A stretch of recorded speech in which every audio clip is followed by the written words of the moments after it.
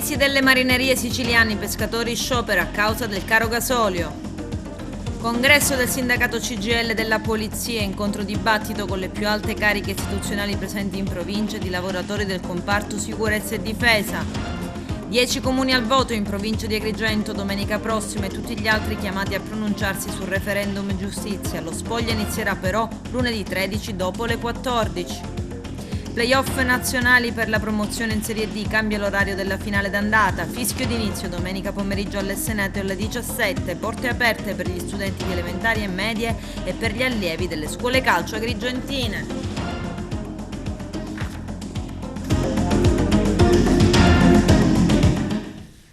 Bentrovati gentili telespettatori al nostro appuntamento con l'informazione. In apertura parliamo della crisi delle marinerie siciliane, pescatori sciopero a causa del caro gasolio. Il nostro direttore Arturo Cantella.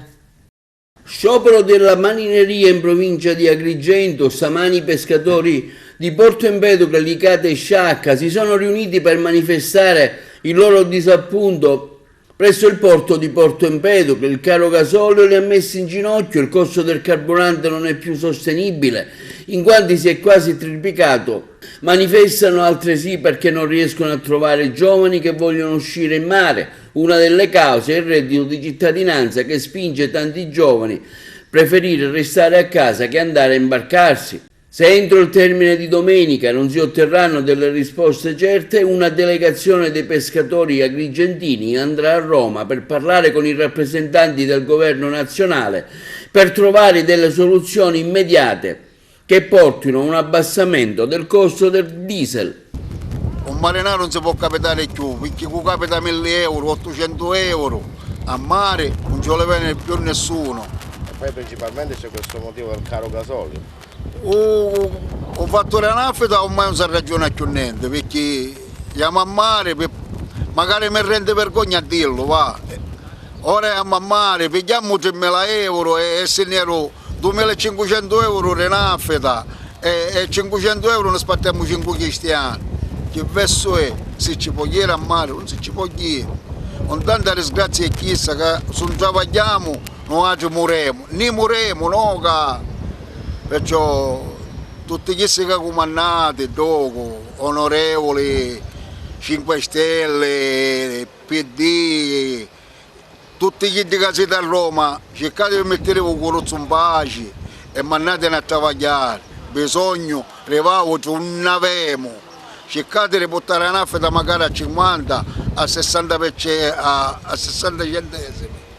Se no siamo costretti a pigliare i documenti e portarla in capitaneria. Io 71 anni, non mi scordate, 71 anni e sogno imbarcato sulla nuova Virginia Madre.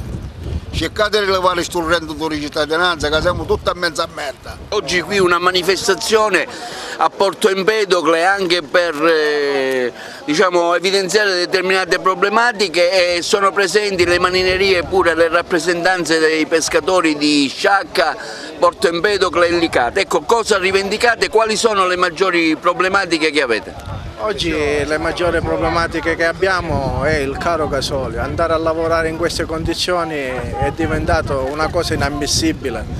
Non possiamo più andare a lavorare in queste condizioni perché le spese sono molto di più del ricavato che prendiamo, non ce la facciamo più. Per rendere l'idea a chi ci sta seguendo, per voi questo costo così alto del gasolio che significa? Significa che non portiamo nessun guadagno a casa, anzi ci rimettiamo. Non ce la facciamo in queste condizioni andare a lavorare perché le spese sono molto di più delle entrate. Noi in questo momento, parlo per la mia barca, abbiamo un consumo nelle 24 ore dai 1.400 ai 1.500 litri a 24 ore e ci vogliono tra i 1.500 e i 1.600 euro a 24 ore. 6 mesi fa quant'era invece questo costo? E invece i costi erano intorno ai 500-600 euro. C'è una carenza di richiesta anche di personale? Sì, siamo 5 persone imbarcate e andare a lavorare per una settimana non ce la facciamo perché i costi sono molto elevati e il guadagno è zero. Per il momento non abbiamo nessuna risposta, abbiamo soltanto un capitale buttato dentro il porto in cui non ci frutta niente praticamente.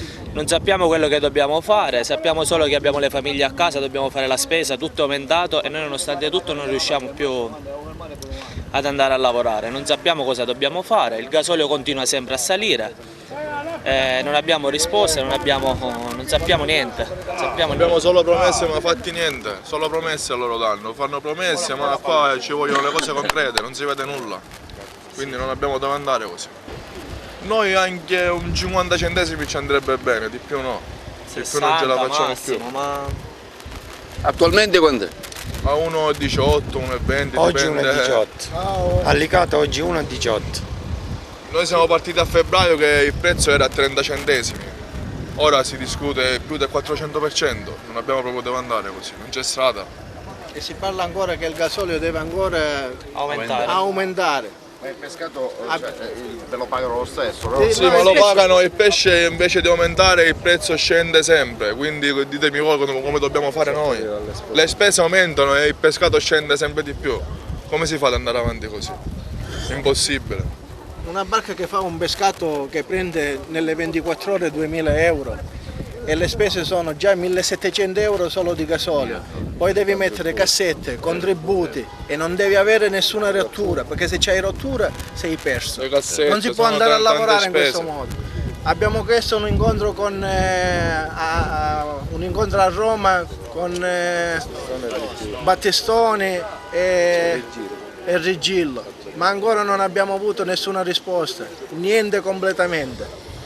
La situazione è molto grave, non ce la facciamo più andare a lavorare in queste condizioni. Dobbiamo prendere tutte le licenze, una decisione dobbiamo portare in capitaneria dove si devono portare perché non si può fare niente. Da parte della regione si possono fare qualcosa alla regione? Ci hanno risposto delle cose giuste, Molto Solo parole. Sì, ma sempre parole e niente fatti. Sempre parole e niente fatti. sempre con le parole parlate. A Però parte tutto questo siamo continuano pure a costretti chiuderci i a- tratti di mare, a parte No, tutto questo ci continuano a chiudere dei mari, ci continuano Tutti i giorni esce una legge sanzioni, leggi nuove, praticamente è come se chi vuole Ma andare i a mari lavorare... vengono chiusi per motivi della guerra o per altri motivi, non lo so? Non lo so, motivi che hanno loro, boh, io non lo capisco Uno perché spreco, stanno uno spreco praticamente della portando nafta, questo non mestiere a non farlo più, non lo so se è giusto andare a lavorare o andare a rubare, non pensano sappiamo più che cosa farla fare. riposare in mare, come stanno fanno a riposare a terra, un seminario commento, dove a Roma c'è un pugno di mafiosi, tutti mafiosi e non ci leva a nessuno, che fanno questo, fanno qua, fanno... A Roma tutti gli Noi chiediamo semplicemente di andare a lavorare, noi chiediamo semplicemente di andare a lavorare, questo... Berlusconi, Ieri il petrolio era a 120 dollari, 10 anni fa quando è arrivato a 145 dollari il gasolio è arrivato a 85 centesimi, ora il petrolio è a 120 dollari e stiamo pagando il gasolio a 1,20 euro, c'è una forte speculazione che è una cosa proprio fuori dal normale. Quello dicono noi non abbiamo entrata, io qui non posso rimanere più. E dove dobbiamo andare? Se il governo è disponibile a darci il reddito di cittadinanza, vuol dire che a loro gli sta bene così. Perché qua si tratta che le ditte stanno per andare a fallimento, su questo mestiere non ci sarà più pescato fresco per la nostra regione, perché noi smattiamo dalla nostra regione. Non siamo come Bruxelles, Spagna e fanno l'esportazione, noi siamo qua, entriamo alla giornata, perché qui si tratta di questo. E se c'erano questi giovani a Sciacca, a Licate che erano disponibili ad andare in mare, non hanno più intenzione di andare in mare. Per 30 euro mi resto a casa, non ho niente da fare. Al Circolo Culturale Empedocleo di Agrigento il sesto congresso del SILP, CGIL, Sindacato della Polizia, un incontro dibattito con le più alte cariche istituzionali presenti in provincia e i rappresentanti delle altre categorie di lavoratori e dello stesso comparto sicurezza e difesa. Titolo dell'evento: Dignità, diritti e democrazia a 30 anni dalle stragi tra lotta alla criminalità organizzata, immigrazione e Covid-19. Arturo Cantella. Segretario generale Buscemi, oggi qui a trarre le conclusioni di un dibattito estremamente interessante con tematiche di grande attualità, in particolare il Covid, la sicurezza, l'immigrazione, tutte tematiche che vede purtroppo Agrigento al centro di una politica non solo nazionale ma internazionale. Ecco, quale tutela chiedete come sindacato della CGIL per i lavoratori della Polizia? Mettere questo comparto nelle condizioni di fare quello che lo Stato ha necessità che si facciano. Lo slogan del nostro congresso è la polizia al servizio del Paese. Ecco, le istituzioni devono mettere nelle condizioni il Paese di essere servito da questi uomini e da queste donne. Ci sono concorsi bloccati da anni, il personale non è mai sufficiente, ci sono continue emergenze, lei le ha elencate tutte in ordine, e io ne aggiungo un'altra, quella della lotta alla criminalità, alla mafia. Vede, la CGIL ha voluto cambiare negli ultimi anni il proprio statuto inserendo un preciso articolo. La CGIL è contro la mafia e si applica per raggiungere gli obiettivi statutari. Questo ci consente, come ad Agrigento negli ultimi anni, di costituirci sempre parte civili nei processi antimafia, devolviamo le entrate che ci sono dovute in queste circostanze per alimentare la presenza delle associazioni che hanno nel loro statuto la lotta alla mafia. Allora noi abbiamo bisogno più donne e più uomini nella polizia con gli strumenti. La CGIL ha pagato un caro tributo di sangue con propri uomini uccisi dalla mafia, così come la polizia. Noi per esempio chiediamo che si metta fine alla vergogna delle ultime norme per quanto riguarda l'immigrazione, perché di fatto hanno condannato tanti poveri cristi che vengono nel nostro paese a cercare fattura alla clandestinità. Questi li hanno resi invisibili, abbandonati a se stesso, e poi la polizia da sola a cercare di combattere senza strumenti. Allora oggi discutiamo di questi temi per porli poi al nostro congresso nazionale, per capire come sollecitare ancora di più come CGIL nazionale le istituzioni per dare risposte certe, risposte precise per la soluzione dei problemi qui lamentati. Oggi un interessante convegno della SIP CGIL che rappresenta i lavoratori della Polizia, un convegno dalle tematiche sicuramente particolari a 30 anni dalle stragi tra lotta, criminalità organizzata, immigrazione e Covid. Insomma, tantissimi problemi di grande attualità. Ecco, come risponde il vostro sindacato e i rappresentanti del vostro sindacato, che sono lavoratori della Polizia, che giorno dopo giorno si misurano con questi provvedimenti? Ecco, qui oggi noi stiamo celebrando il 6° congresso provinciale, nonché poi il nazionale del SIP CGIL. Come slogan nazionale per l'appunto c'è la polizia a servizio del Paese con dignità e democrazia. Noi abbiamo voluto aggiungere, diciamo, la chiave anche agrigentina a questo congresso, e quindi abbiamo introdotto anche il trentennio, diciamo, passato delle stragi di mafia e l'immigrazione, ovviamente tutto riletto in chiave del Covid, della pandemia, perché in questi 2 anni sono cambiate tante cose, anche il lavoro in polizia è stato non facile affrontare con la pandemia in corso, quindi la chiave di lettura, diciamo, il filo conduttore è stato, diciamo, il lavoro affrontato e le tematiche della pandemia. Diciamo che la richiesta che il nostro sindacato fa all'istituzione, alla nostra amministrazione, insomma alla politica in genere, ai cittadini, è quella di una richiesta che è quella che facciamo da vari anni di personale per affrontare queste tematiche già esposte. Soprattutto la tematica preminente della nostra provincia è quella dell'immigrazione. È sotto gli occhi di tutti che la nostra provincia è una provincia di arrivo di sbarchi dal Nord Africa, e quindi nella gestione ci vede in prima linea in questa tematica.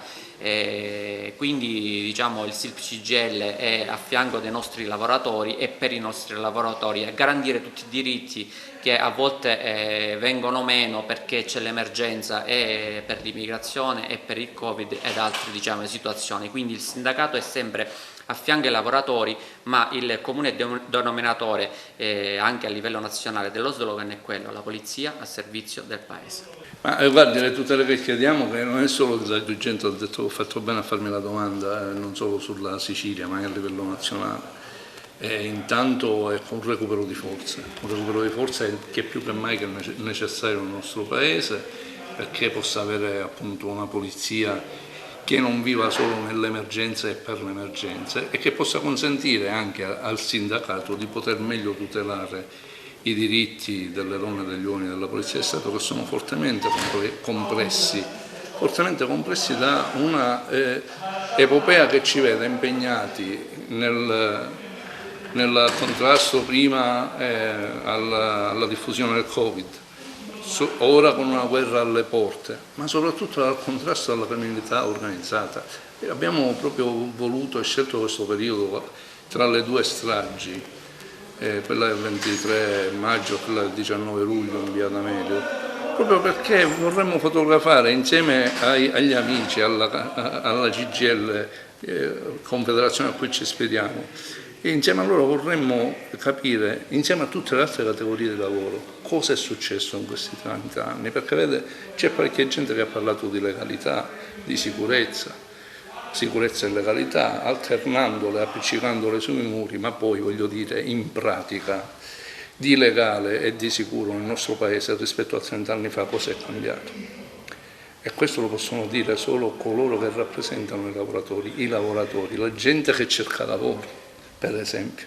Si parla adesso di salario minimo, penso che sia la cosa più giusta, perché il lavoro, partendo dal lavoro, che si dà dignità alle persone.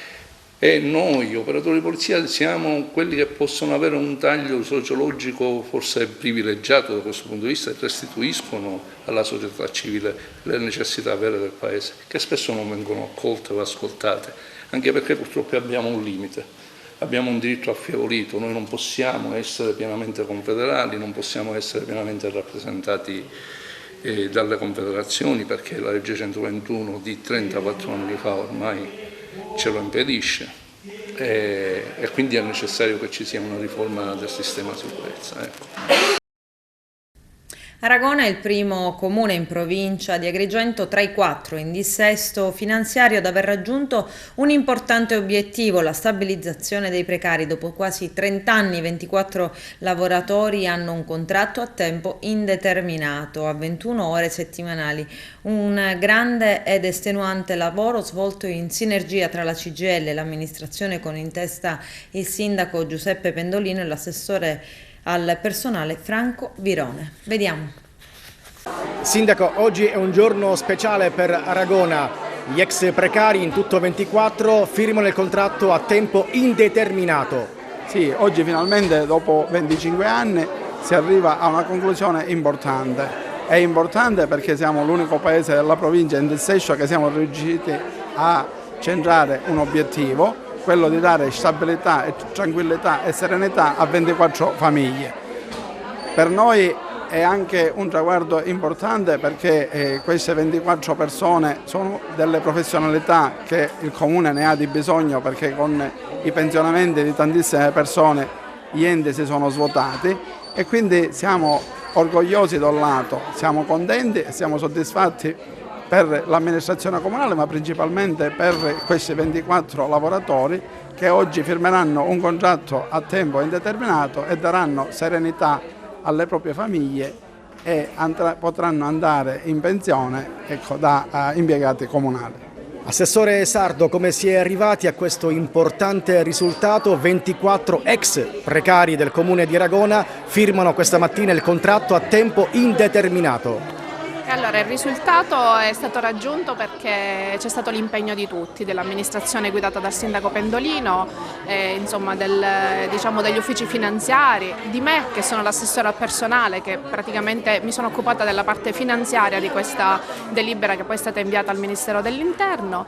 E oggi proprio pensavo questo, che il 18 maggio del 2018 abbiamo votato in quest'Aula consiliare il dissesto, oggi invece siamo qui a festeggiare, siamo onorati di festeggiare la stabilizzazione di questi 24 precari, che per noi è un risultato importante. Il 18 maggio ci preoccupavamo della mobilità del personale che era stata messa in mobilità perché eravamo in sovrannumero, oggi invece festeggiamo questo grande traguardo. Anche per lei questa mattina la firma del contratto per la stabilizzazione al Comune di Aragona, un giorno bellissimo, speciale. Per noi rappresenta il raggiungimento di un grandissimo traguardo dopo più di 30 anni di precariato, il coronamento di un grande sogno e finalmente avere la certezza di un contratto a tempo indeterminato. Come cambia adesso la vita per lei? La vita lavorativa? La vita lavorativa, ci siamo tutti i colleghi sempre spesi per portare avanti la macchina amministrativa e penso che non cambierà nulla, ci spenderemo per questo comune al fine di ottimizzare al meglio i servizi dati da questo ente. Da 30 anni ha detto aspettava questo giorno, questo momento? Sì, da più di 30 anni, sempre al servizio del Comune di Aragona che ormai abbiamo sia io che le colleghe e i colleghi nel cuore. Cosa ha provato mentre ha messo la firma sul contratto? Una grandissima emozione, il fatto di essere a tempo indeterminato già cambia molto, la certezza di un futuro più sereno, ecco. Elezioni amministrative, domenica prossima 12 giugno 10 comuni dell'Agrigentino sono chiamati alle urne, in tutti gli altri gli elettori sono chiamati a pronunciarsi sul referendum giustizia. Vediamo. Ormai è agli sgoccioli la campagna elettorale delle amministrative anche in provincia di Agrigento. Domani venerdì sarà infatti l'ultimo giorno della propaganda per i 10 centri chiamati al voto, ma gli elettori potranno recarsi alle urne solo domenica, dalle 7 alle 23, ed i risultati si conosceranno nel tardo pomeriggio di lunedì. Questo perché le direttive rispetto alle operazioni di spoglio vedono un'apertura delle urne solo a partire dalle 14 del 13 giugno lunedì, con priorità rispetto allo spoglio dei risultati del referendum sulla giustizia. L'eventuale turno di ballottaggio si terrà il 23 giugno, ma è un'eventualità che riguarda solo 2 dei 10 centri chiamati al voto in provincia di Agrigento, cioè Sciacca e Palma di Montechiaro, gli unici dove si vota con il proporzionale. Tutti gli altri comuni, Aragona, Comitini, Bivona, Santa Margherita di Belice, Campobello di Licata, Villa Francasicula, Lampedusa e Linosa e Cattolica Eraclea, vanno ad elezione con il maggioritario. Secondo quanto recita il sito della Regione Siciliana, l'elettore può esprimere 1 o 2 preferenze per i candidati al Consiglio Comunale, ma nel caso vengano espresse 2 preferenze, queste ultime devono essere di genere diverso, una femminile e una maschile. Se entrambe le preferenze appartengono allo stesso genere, la seconda preferenza verrà annullata. Esiste inoltre il cosiddetto trascinamento, significa che il voto espresso per una lista si estende al candidato sindaco ad esso collegato e non viceversa. Anche se i contagi sono in calo, verrà comunque imposto l'obbligo di usare la mascherina quando gli elettori si recheranno al seggio. Sfida a 2 ad Aragona per le prossime elezioni amministrative. Dino Buscemi sfiderà l'uscente Giuseppe Pendolino. Vediamo. Ma guardi, prima di tutto per dare continuità a un'azione amministrativa, che ritengo che come amministrazione comunale io e la mia giunta abbiamo lavorato bene, con trasparenza e abbiamo fatto una buona amministrazione. Questo ci tengo a precisarlo perché abbiamo avuto tante difficoltà, abbiamo superato il dissesto, oggi il Comune verso la via del risanamento dei conti, tanto è vero che il Ministero dell'Interno ci ha anche approvato la stabilizzazione di 24 unità proprio perché questo Comune oggi ha i conti a posto. E poi anche perché con tutte le difficoltà, anche con l'emergenza sanitaria, siamo riusciti a raggiungere obiettivi importanti come diversi finanziamenti, diverse opere, alcune opere già sono state completate come l'ampliamento del cimitero, il campo sportivo, la scuola Scifo, tante altre opere sono in via di definizione come il Palazzo Principe, la Chiesa della Mercede, la villa comunale, il depuratore, altre opere partiranno a breve ma comunque sono state già appaltate e contrattualizzate.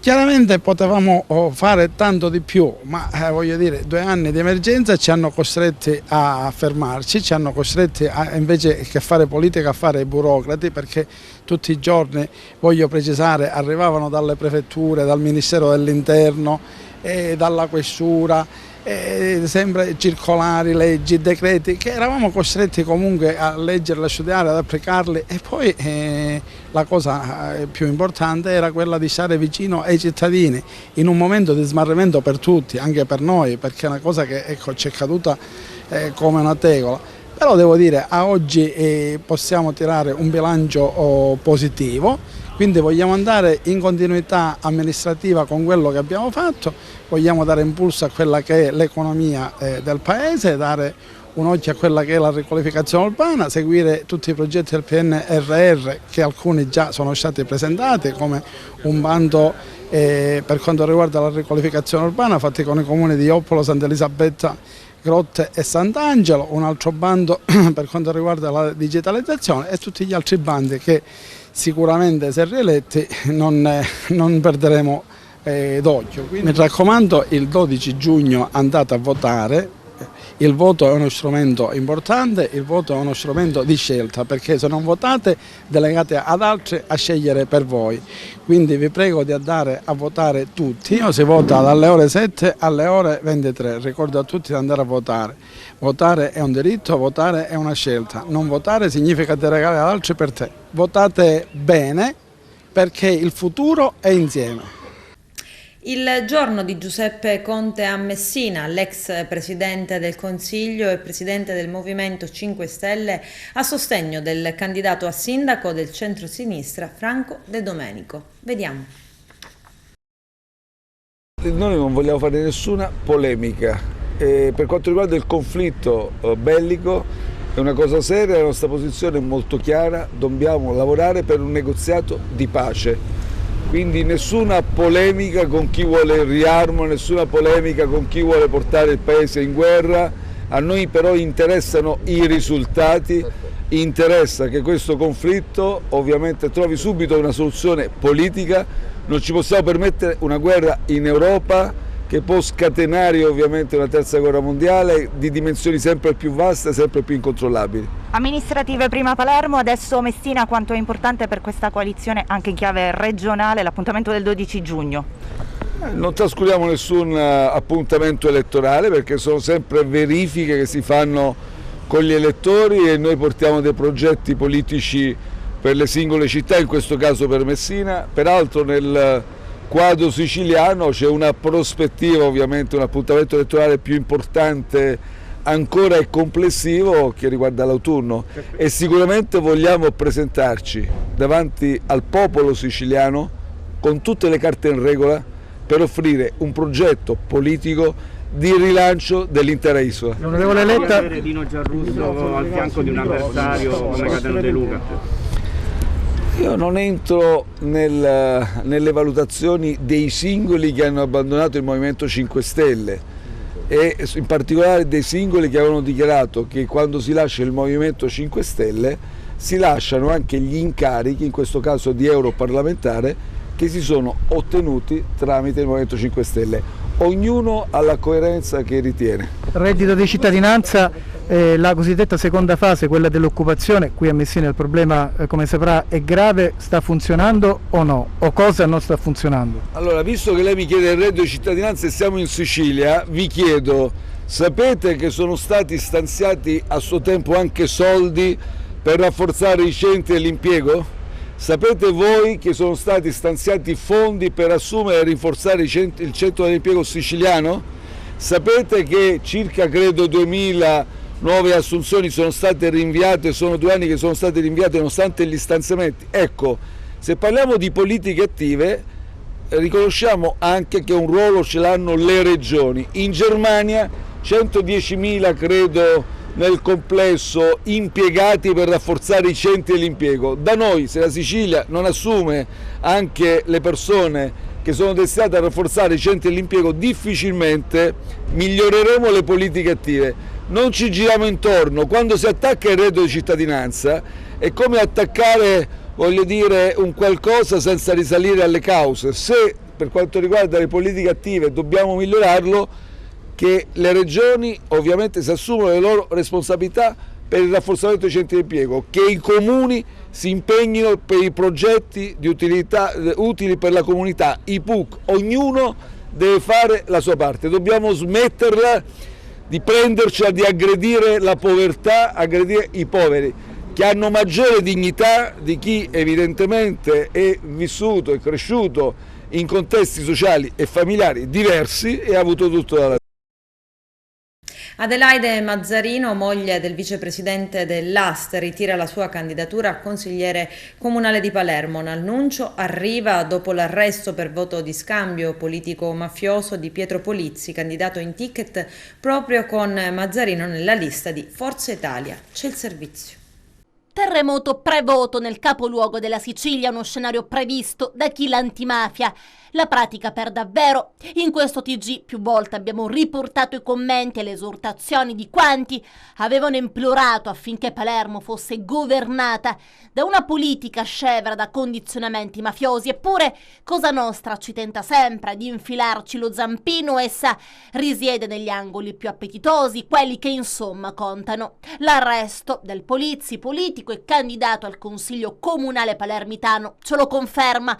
Ma c'è un'altra figura sulla quale vale la pena spendere due parole, è quella di Adelaide Mazzarino, che ritira la sua candidatura alle elezioni. L'annuncio arriva dopo l'arresto per voto di scambio politico-mafioso proprio di Pietro Polizzi, candidato in ticket con la Mazzarino nella lista di Forza Italia in Consiglio.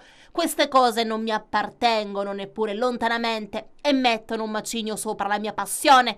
Sono talmente sconcertata per la notizia appresa da non avere più la voglia di proseguire, anche perché, riprendendo le parole del coordinatore di Forza Italia, Gianfranco Miccichè, mai accetterei voti del genere. La mia campagna elettorale finisce qui, mi dispiace solo non poter dare il mio solito contributo al partito nel quale ho sempre creduto con tutta me stessa. Così scrive Adelaide Mazzarino, moglie del vicepresidente dell'AST Eusebio Dalì, in una nota che segue le dichiarazioni di Miccichè.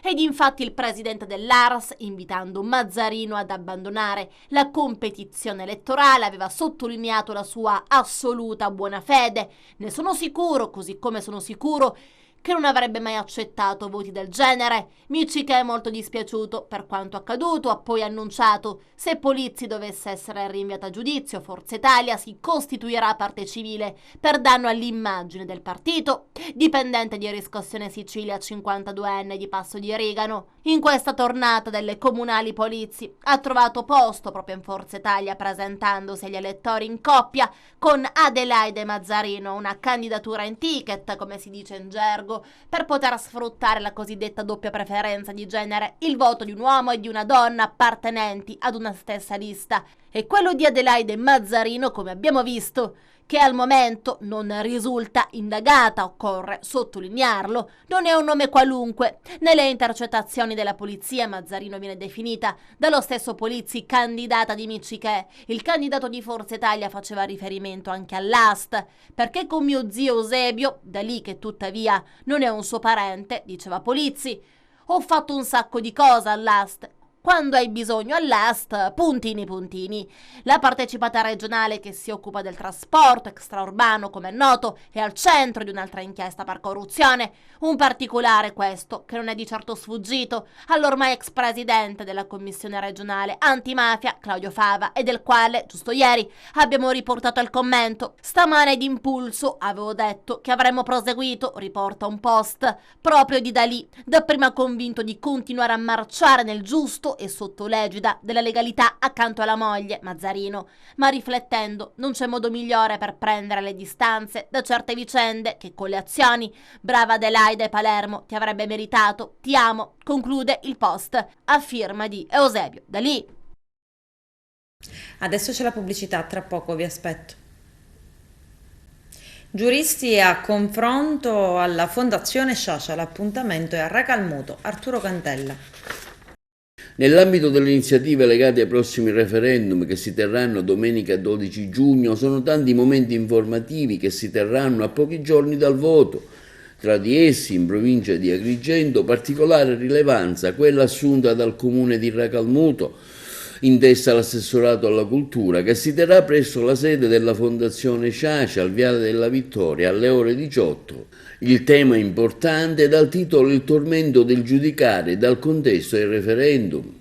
Diversi e qualificati relatori che dibatteranno su tematiche referendarie, moderati dalla giornalista Margherita Trupiano, tra loro l'avvocato Antonio Falzone del Foro di Caltanissetta, l'avvocatessa Vincenzo Gaziano, presidente dell'Ordine degli Avvocati di Agrigento, il professore Bartolomeo Romano, professore di diritto universitario all'Università di Palermo, e di Giovan Battista Tona nella qualità di consigliere della Corte d'Appello di Caltanissetta. Un momento di grande approfondimento per chi vuole saperne di più sulle motivazioni che li spingerà ad andare a votare. Sempre in tema di referendum, venerdì prossimo 10 giugno un momento di dibattito si svolgerà al Circolo Empedocleo di Agrigento, organizzato dall'ANDE, Associazione Donne Elettrici, presieduto dalla Carola De Paoli. Interverranno tra gli altri l'avvocato Antonio Gaziano, presidente dell'Ordine di Agrigento, l'avvocato Girolamo Rubino e l'avvocatessa Rosa Salvago. Favoreggiamento, sfruttamento della prostituzione e droga. 4 arresti a Brolo nel Messinese. C'è il servizio. I carabinieri del nucleo operativo e radiomobile della compagnia di Patti e della stazione di Brolo hanno dato esecuzione ad un'ordinanza di applicazione di misura cautelare personale emessa dal giudice per le indagini preliminari del Tribunale di Patti, su richiesta della locale Procura della Repubblica, diretta dal dottore Angelo Vittorio Cavallo, nei confronti di 4 persone. 3 degli indagati sono accusati a vario titolo e in concorso tra loro di favoreggiamento e sfruttamento della prostituzione aggravati. Il provvedimento restrittivo trae origine da un intervento eseguito verso la fine di settembre 2020 dai carabinieri della stazione di Brolo, allorquando una persona dichiarava ai militari dell'Arma di essere giunta a Brolo la sera precedente per incontrare un uomo che avrebbe dovuto affittarle una casa dove, durante la sua permanenza nel predetto centro, avrebbe dovuto espletare la propria attività di meretricio.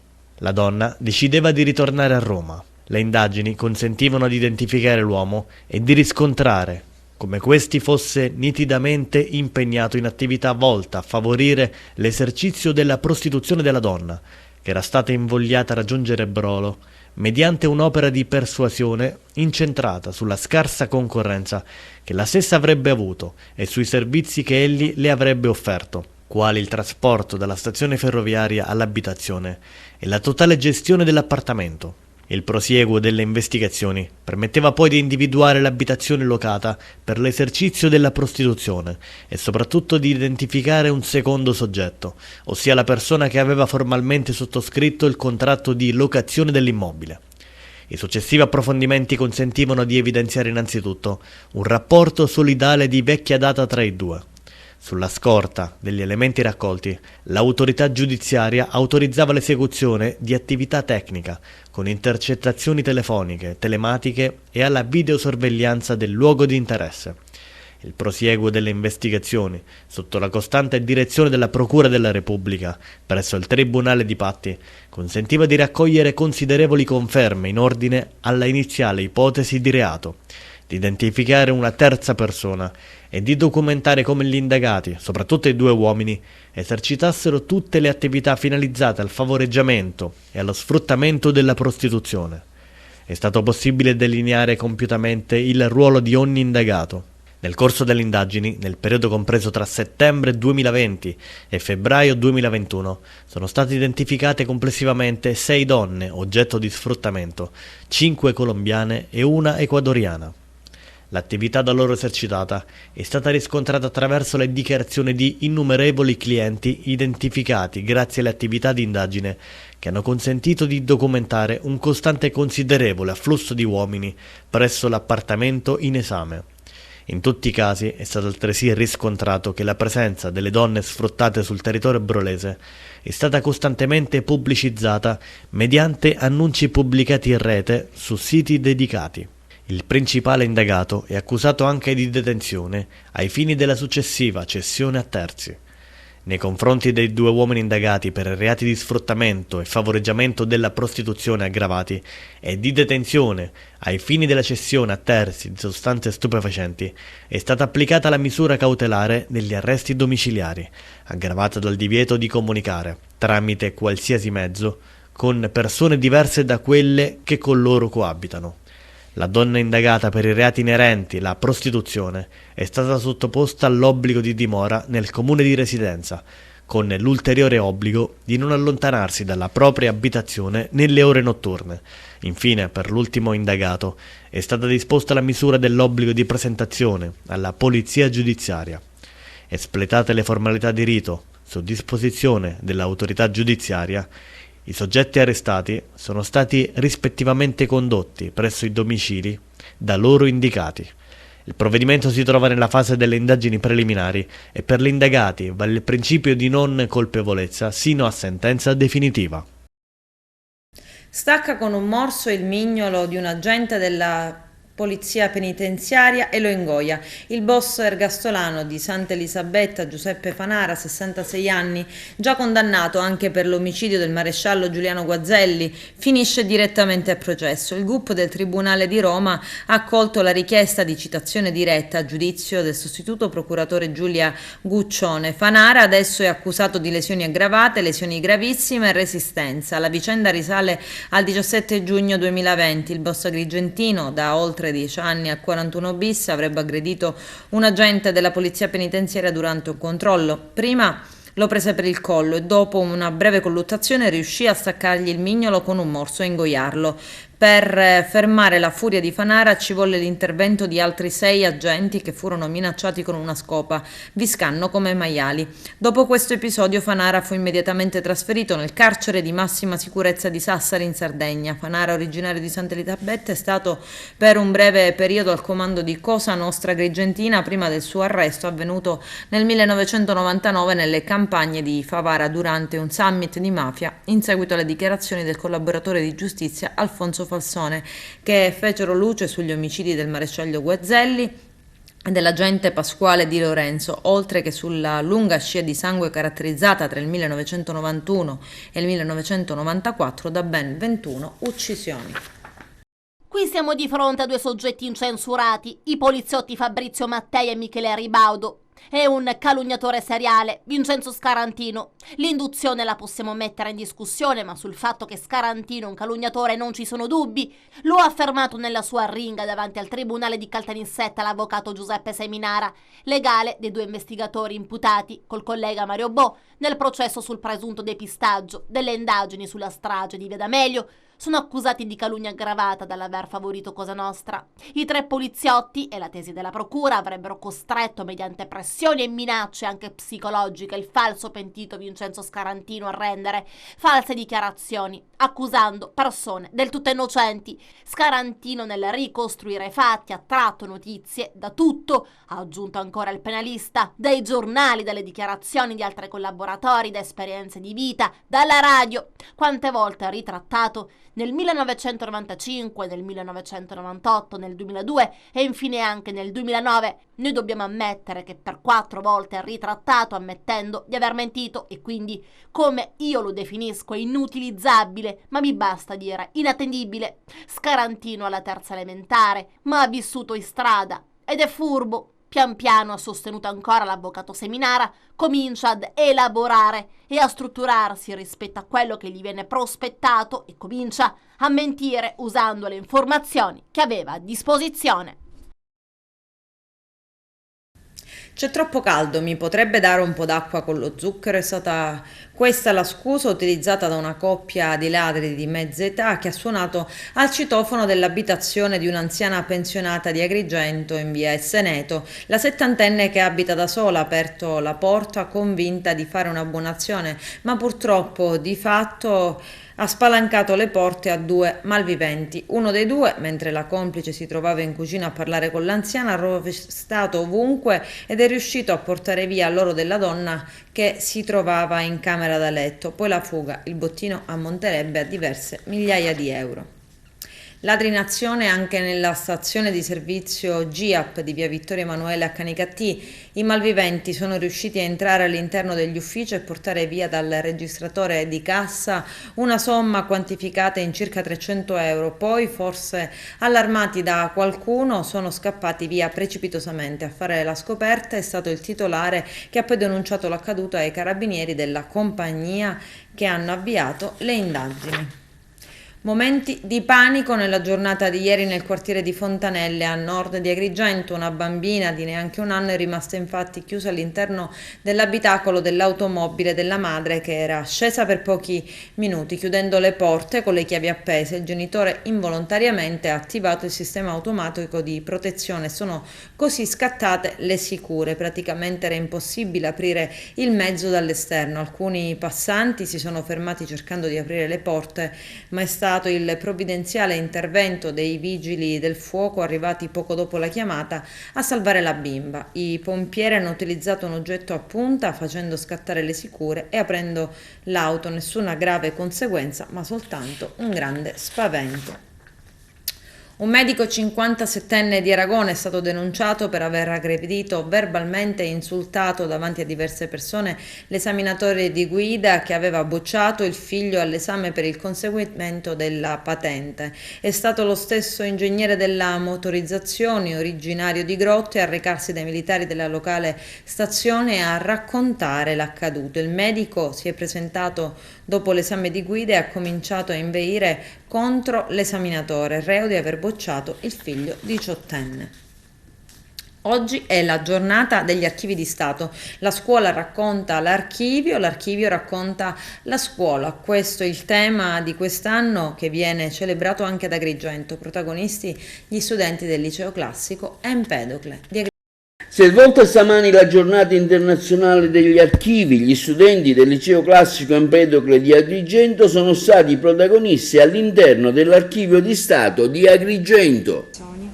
Giornata internazionale degli archivi, oggi i giovani sono protagonisti di questa giornata all'interno dell'archivio di Stato di Agrigento. In questa occasione così significativa per il mondo degli archivi abbiamo voluto dedicare ai ragazzi un momento importante di condivisione e di partecipazione di quello che è il nostro patrimonio archivistico. Gli studenti del liceo classico hanno inaugurato un nuovo percorso relativo ai percorsi per le competenze trasversali dell'orientamento nel mese di dicembre e devo dire che abbiamo avuto una risposta veramente molto positiva da parte di tutte le scuole, che poi hanno proseguito fino al mese di giugno questo genere di attività. Sono ritornati quindi oggi in archivio dopo l'esperienza che hanno svolto qui nella settimana di dicembre e anche l'esperienza che hanno svolto insieme a noi relativa alla realizzazione quindi di un cortometraggio che sarà presentato domani in occasione del Festival degli Archivi Archivissima 2022. Entrambi i percorsi quindi riguardano l'approfondimento sulle fonti archivistiche che riguardano il mondo della scuola e la storia dell'istruzione dall'Unità d'Italia ai primi del Novecento. La loro presenza qui oggi è per noi una grande gioia, ma è anche un momento significativo per dimostrare quindi il valore e l'importanza quindi di investire in esperienze didattiche e soprattutto. Che cosa ha rappresentato per te questa esperienza all'interno dell'archivio di Stato? Questa esperienza è stata davvero formativa, perché nel giro di una settimana, grazie soprattutto ai collaboratori dell'Archivio di Stato, abbiamo potuto toccare con mano quella che era la realtà dei nostri coetanei del primo dopoguerra, del secondo dopoguerra, quindi soprattutto grazie ad alcune leggi, quale la legge Casati, la legge Coppino e la legge Gentile successivamente, abbiamo notato la differenza, queste differenze sostanziali che vi erano tra i nostri antenati e noi stessi. Io sono Stefano Lazzara, del liceo classico Empedocle. Appunto avete parlato di come è cambiata la scuola nei secoli, che cosa vi è colpito di più?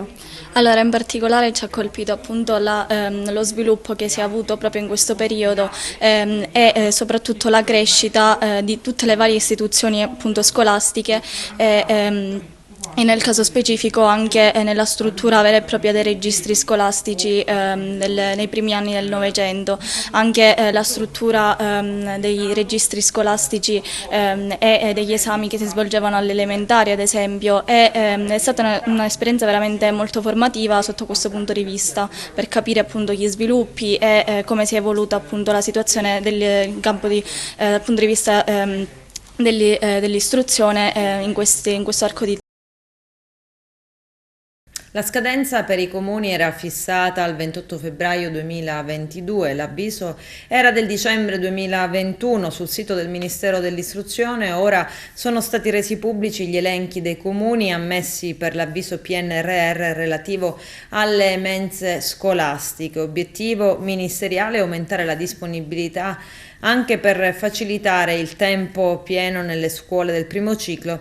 Basta scorrere la graduatoria dei comuni siciliani, dice il consigliere comunale di Agrigento Lillo Firetto, e vediamo che per la provincia di Agrigento ci sono altri comuni, ma non il capoluogo. Alcuni comuni sono ammessi con riserva e riceveranno nei prossimi giorni richieste di chiarimenti da parte del Ministero, ma Agrigento proprio non c'è. Purtroppo, prosegue Firetto, l'amministrazione comunale ha perso un'altra opportunità per garantire servizi alle famiglie e potenziare la didattica. Il coaching come strumento di accoglienza e occasione di rinnovo, convegno alla Lega Navale di Sciacca domani alle 10. Vediamo.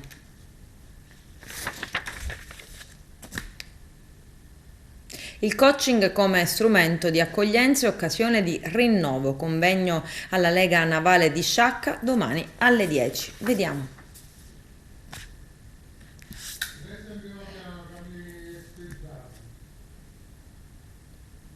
Galluzzo, cos'è il coaching?